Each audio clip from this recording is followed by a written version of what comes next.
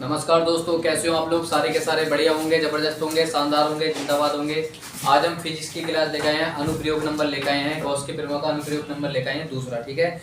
और याद रखना मेरे भाई मेरे दोस्तों, पहले ही बता रहा हूँ, या तो गॉस के प्रमेय का सत्यापन आएगा और या फिर इसका मतलब अनुप्रयोग हो गए। अनुप्रयोग नंबर 1 या अनुप्रयोग नंबर 2, दोनों में से कोई सा भी अनुप्रयोग आ सकता है, याद रखना। क्वेश्चन क्या कहता है? अनंत विस्तार की समतल आवेशित चादर के कारण विद्युत क्षेत्र की तीव्रता अनंत विस्तार की होगी, समतल आवेशित चादर होगी, ठीक है दोस्तों। अगर मैं अनंत विस्तार की बात करूंगा मेरे भाई, तो ये जो मैं अभी बनाने जा रहा हूँ ये होगी समतल विस्तार की चादर। क्या होगी दोस्तों? ये होगी समतल विस्तार की चादर। मैं जरा इसका डायग्राम थोड़ा सा और सही से बनाने की कोशिश करता हूँ, ठीक है। कैसी होगी ये होगी अनंत विस्तार की समतल आवेशित चादर, ठीक है मेरे भाई, याद रखना। कैसी होगी? समतल आवेशित चादर। अब दोस्तों इस पर कैसा आवेश होगा वो सभी को पता है। इस पर कैसा आवेश होगा दोस्तों? प्लस क्यू आवेश होगा। इस वाले डायग्राम को मेरे भाई आप लोग थोड़ा सही से बनाना, जैसे मैंने बनाया है, मैंने अभी बना दिया है, आप लोग थोड़ा अच्छे तरीके से बनाने की कोशिश करना, ठीक है मेरे भाई, याद रखना, ठीक है। याद रखना इस चीज़ को, अभी मैं आप लोगों से बता रहा हूँ, ठीक है। ये देखो, इसमें समतल आवेश चालक तार है और सब पर कैसा आवेश है दोस्तों? प्लस क्यू आवेश सभी पे है, ठीक है। सब पर कैसा? एक समान आवेशित चालक तार है, ठीक है। अब मेरे भाई इसके जो ना कुछ घटक होंगे। इसका एक घटक मैंने दोस्तों मेरे भाई यहाँ पर लगा दिया, तो जिससे कि 90 डिग्री का एंगल बनता हुआ नजर आएगा हमारे पास। एक घटक मेरे भाई यहाँ पर होगा जिससे कि 0 डिग्री का कोण बनेगा, यहाँ पर सभी को पता है। तो इसको कह सकते हैं हम दोस्तों ई डी, यानी कि ठीक है, डी ए वेक्टर होगा। ये वाला क्या होगा दोस्तों? डी ए वेक्टर होगा। और ये वाला दोस्तों होगा ई वेक्टर। ये वाला डी ए वेक्टर होगा और ये वाला होगा ई वेक्टर, ठीक है, ए वेक्टर। और यहाँ पर भी दोस्तों एक वो होगा, फिर से यहाँ पर भी एक और होगा लगा हुआ, यहाँ पर थीटा कोण होगा, यहाँ पर होगा हमारे पास डी ए वेक्टर होगा और ये वाला दोस्तों ई वेक्टर होगा। तो डेफिनेशन में इसके आपको कुछ लिखना नहीं है, इतना कोई खास इंपॉर्टेंट नहीं है डेफिनेशन सिर्फ मेरे भाई आप लोगों के ऊपर डिपेंड करता है। डेफिनेशन कोई दिक्कत नहीं है, डेफिनेशन ना भी लिखोगे तो भी काम आपका चल जाएगा। तो डेफिनेशन चाहो तो आप लिख भी सकते हो, नहीं भी लिख सकते हो। तो लिखना चाहोगे तो लिख लोगे, माना एक समतल, ठीक है, माना एक समतल चादर, इस वाले कोने को ए मान लेंगे, इसको बी मान लेंगे, इसको हम सी मान लेंगे, ठीक है, इसको हम डी मान लेंगे, ठीक है। वो आप लोगों के ऊपर डिपेंड करता है दोस्तों। तो मैं इसलिए कह रहा हूँ मैं आपको डेफिनेशन नहीं लिख के दे रहा हूँ, क्योंकि डेफिनेशन इतनी खास इंपोर्टेंट रहती भी नहीं है। तो हम यहाँ पर लिखेंगे दोस्तों यानी कि गॉसियन पृष्ठ से गुजरने वाला विद्युत फ्लक्स, ठीक है। यहाँ से लिखेंगे हम हल में लिखेंगे, ठीक है, ठीक है, हल में लिखेंगे गॉसियन पृष्ठ से, ठीक है। मैंने क्या बोला? गॉसियन पृष्ठ से गुजरने वाला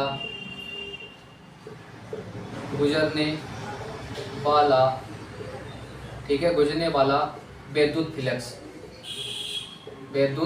फ्लक्स, ठीक है। क्या हो जाएगा मेरे भाई? फ्लक्स हो जाएगा, ठीक है, फ्लक्स हो जाएगा। अगर मैं गुजरने वाले विद्युत फ्लक्स की बात करूंगा तो यहाँ पर हमारे पास क्या होगा भाई? फाई बराबर फाई 1 प्लस के क्या हो जाएगा मेरे भाई? फाई 2 हो जाएगा और प्लस के क्या हो जाएगा मेरे भाई? फाई 3 हो जाएगा। यहाँ पर भी कोण बन गया है, यहाँ पर भी कोण बनना है, यहाँ पर भी कोण बनना है। ये कितने डिग्री का बनना है? 90 डिग्री का, 0 का और दोस्तों 0 का, ठीक है। इसमें कैसे कोण बनने हैं? 0 0 पे बनने हैं। तो यहाँ पर हम दोस्तों क्या लेंगे? फाई ई ले लेंगे, ठीक है। क्या लेंगे? हम फाई ई ले लेंगे। अब देखो हम क्या काम करेंगे मेरे भाई? सभी को जोड़ने के लिए समाकलन का प्रयोग करते हैं, ठीक है, गॉसियन पृष्ठ को जोड़ने के लिए, ठीक है। तो यहाँ पे लिखेंगे फाई 1 फाई 2 फाई 3 और ऐसे भी करके लिख सकते हैं फाई ई 1, ऐसे लिख सकते हैं फाई ई 1 या दोस्तों फाई ई 2, ठीक है, या दोस्तों फाई ई 3, ठीक है, फाई ई 3। हम इसको ऐसे करके भी लिख सकते हैं। तो हम यहाँ पर क्या काम करेंगे? सभी को जोड़ने के लिए, ठीक है, सभी को जोड़ने के लिए इसको क्या मानेंगे हम दोस्तों? इसको S1 मान लेंगे, इसको S2 मान लेंगे, इसको S3 मान लेंगे, या तुम्हारी मर्जी है, आप कुछ भी मान सकते हो। जैसे हमने पिछले सवाल में माना था, A भी मान सकते हो, B भी मान सकते हो, C भी D भी, कुछ भी मान सकते हो, वो तुम्हारे ऊपर डिपेंड करता है।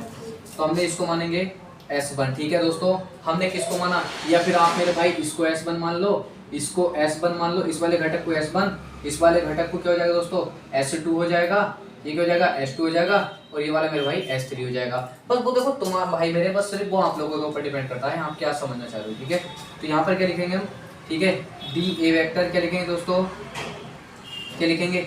E vector into D A vector, ये हो जाएगा, प्लस का चिन्ह लेंगे, फिर समाकलन S2 लेंगे, फिर क्या लेंगे दोस्तों? ई इंटू डी ए, यहाँ पर भी वेक्टर है दोस्तों, इस पे भी वेक्टर है। फिर हम लेंगे प्लस का चिन्ह, फिर क्या लेंगे एस लेंगे, S3 लेंगे।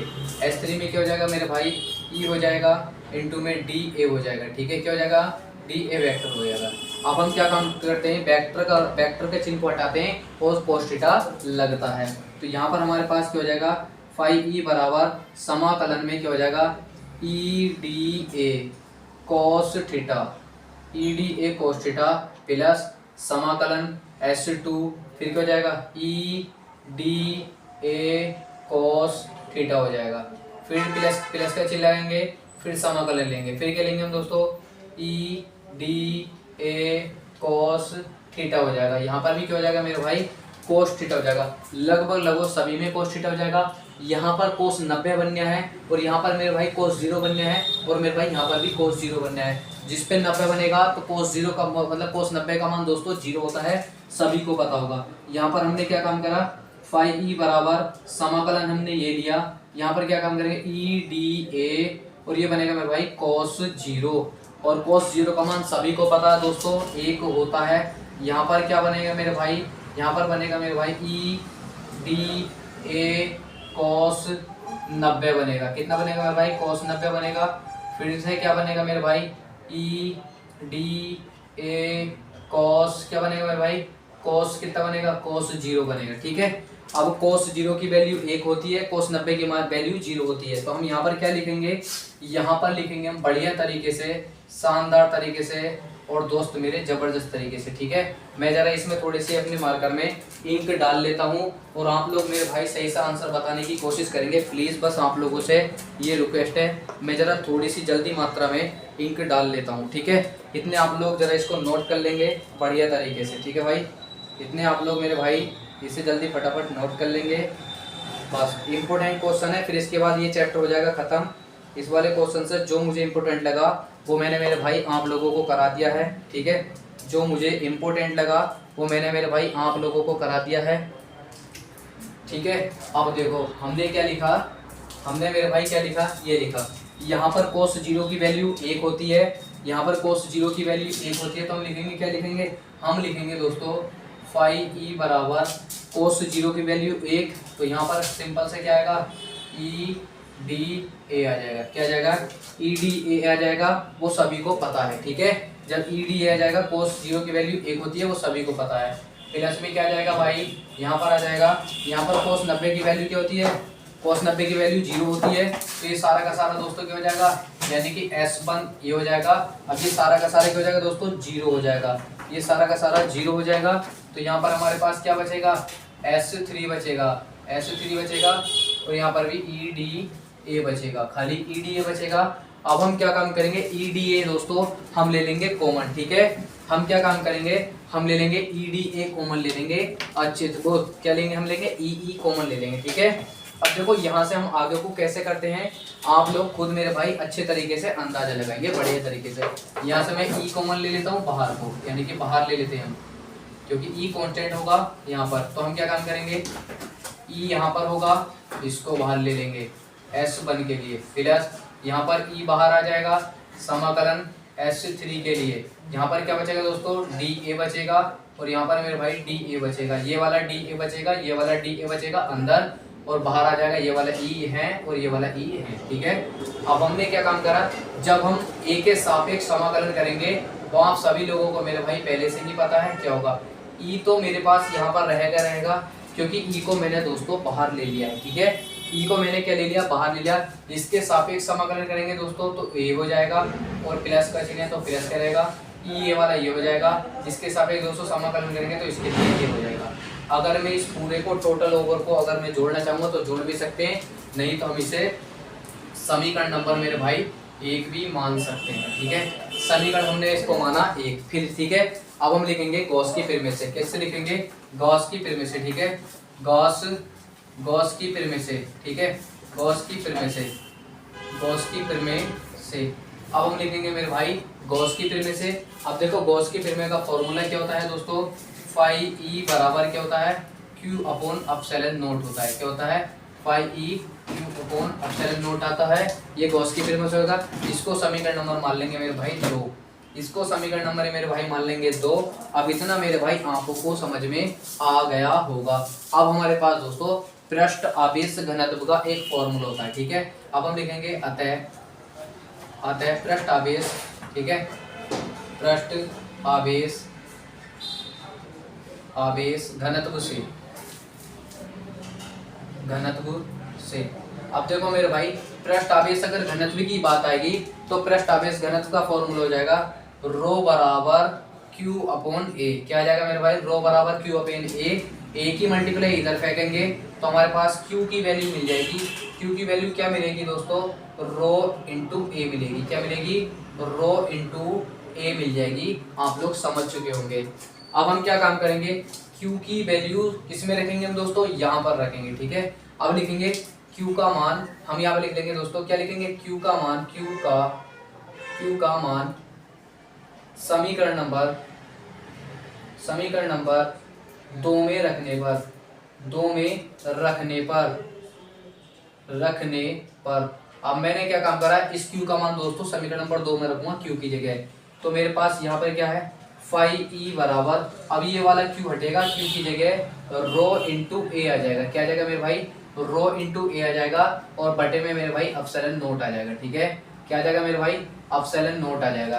अब इतना आशा करता हूँ मेरे भाई समझ चुके होंगे बढ़िया तरीके से, ठीक है, अच्छे तरीके से, शानदार तरीके से, जबरदस्त तरीके से, ठीक है दोस्तों। अब हम यहाँ से क्या काम करेंगे? दोस्तों यहाँ पर देख लेंगे। अब हम लिखेंगे समीकरण नंबर 1 और समीकरण नंबर 2। अब देखो यहाँ पर ई है, यहाँ पर ई है, तो दोस्तों हम 2e करके लिख सकते हैं इसको। तो हम लिखेंगे इसको लिखेंगे, समीकरण नंबर 1 को लिखेंगे, ठीक है। समीकरण नंबर 1 क्या हो जाएगी हमारे पास? 2 क्या लिखेंगे दोस्तों? फाई ई बराबर, इनको हम आपस में जोड़ेंगे तो 2e हो जाएगा। क्या हो जाएगा दोस्तों? 2e हो जाएगा। अब देखो इसके बराबर दोस्तों हम ये वाली समीकरण रखेंगे, इसके बराबर मेरे भाई ये वाली समीकरण रखेंगे हम। अब जब हमने इसके बराबर कौन सी रखेंगे? ये वाली समीकरण रखेंगे तो हो जाएगा मेरे भाई, यहाँ पर भी मेरे भाई फाई ई दे रखा है, बिल्कुल दे रखा है। क्या दे रखा है बराबर में? मैं शुरू से लिख देता हूँ। इसको पूरा जोड़ने के बाद क्या बनेगा? यहाँ पर तीर का चिन्ह बना रहा हूँ। जोड़ने के बाद बनेगा हमारे पास फाई ई बराबर क्या बनेगा? 2e बनेगा और बराबर में फाई ई, ये वाला जो फाई ई आया दोस्तों ये वाला आया, ठीक है। ये वाला जो फाई ई आया दोस्तों ये वाला आ गया है। मैं यहाँ पर क्या काम करूँगा अब, ठीक है। रो क्या आ जाएगा दोस्तों? बराबर में रो इंटू ए आ जाएगा, रो इंटू ए अपॉन में आ जाएगा एप्सिलॉन नोट। क्या आ जाएगा? एप्सिलॉन। इससे ये कटेगा, आपके पास क्या बचा? ये बचेगा 2e बचेगा। बराबर में क्या बचेगा? रो क्या बचेगा दोस्तों? रो ए बचेगा। आप इस रो को ऐसे करके भी लिख सकते हैं, रो ए बचेगा, अपॉन में बचेगा एप्सिलॉन नोट। ए से ए में काट सकता हूँ, बिल्कुल भाई, ए से ए भी कट जाएगा, ठीक है। क्या कटेगा? ए से ए भी आपका कट जाएगा। अब देखो यहाँ पर क्या बचेगा मेरे भाई? सिंपल सी बात है, क्या बचा? ये 2 हमारे पास यहाँ पर गुणा में चला जाएगा तो हम इसको लिखेंगे ई बराबर रो अपॉन 2 एप्सिलॉन नोट। क्या लिखेंगे? Rho upon 2 epsilon note. यही मेरे भाई इसका आंसर होगा। मैं फिर से आप लोगों को समझा देता हूँ बढ़िया तरीके से, शानदार तरीके से, ठीक है। ये समतल चादर होगी। यहाँ से दोस्तों इसको हमने S1 माना, इसको S2 माना, इसको S3 मान लिया, तीनों ले लिए पाई के रूप में। तो यहाँ पर तीनों को हम जोड़ेंगे, यानी कि cos 0 का मान कितना होता है दोस्तों? 1 होता है, लेकिन cos 90 का मान 0 हो जाएगा, तो cos यानी कि पूरी वैल्यू 0 हो जाएगी। फिर यहाँ पर हमारे पास, ठीक है, EDA बन गया, यहाँ पर भी EDA बन गया है, S1 S3 बन गए, बचे थे हमारे पास। यहाँ पर इसको हमने जोड़ा तो डायरेक्ट हम इसको, मैंने अभी जोड़ा नहीं है, इसको जोड़कर भी हम 2EA करके लिख सकते थे, लेकिन हमने यहाँ पर लिख दिया है। अभी हमारे पास समीकरण नंबर 1 बन गई। समीकरण नंबर 1 को आप लोग जो है ना दोस्तों यहाँ पर ऐसा लिख लो। अभी मैं फिर से इसको बता देता हूँ, ठीक है। इसको अभी समीकरण नंबर 1 मत मानो, ठीक है। इसको अभी समीकरण नंबर 1 मत मानो इसको, ताकि आपके क्या समझ में कम आया होगा। फाई ई बराबर हम इसको 2e करके लिख सकते हैं, हम इसको ऐसा लिख सकते हैं, ठीक है। अब हम नीचे को लिख लेंगे गॉस की फिर में से, ठीक है, गॉस की फिर